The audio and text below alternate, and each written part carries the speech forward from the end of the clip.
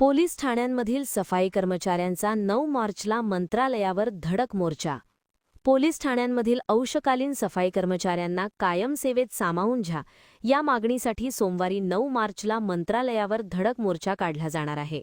या मोर्चात राज्यभरातील पोलीस ठाण्यातील सफाई कर्मचाऱ्यांनी मोठ्या संख्येनं सहभागी व्हावं असं आवाहन महाराष्ट्र पोलीस बॉयज संघटना अंशकालीन आघाडी महाराष्ट्र राज्य अध्यक्ष संजय माने यांनी केलंय.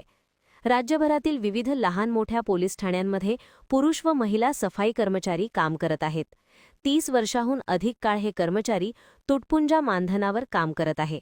शासनाच्या विविध योजनांपासून हे कर्मचारी अद्याप वंचित आहेत. महाराष्ट्र राज्य श्रमिक संघाचे जीवन सरुडे, पोलीस बॉयज संघटनेचे संस्थापक अध्यक्ष राहुल दुबाले, अंशकालीन आघाडी मराठवाडा अध्यक्ष सुनील संगेवार, भारतीय कामगार पक्षाचे उदय भट यांनी शासन दरबारी सातत्यानं आवाज उठवला.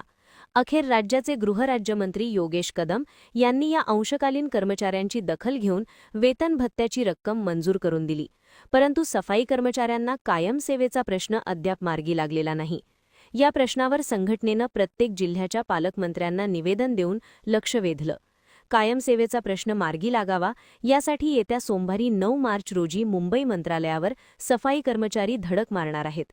तेव्हा राज्यातील सर्व पोलीस ठाण्यांमधील अंशकालीन सफाई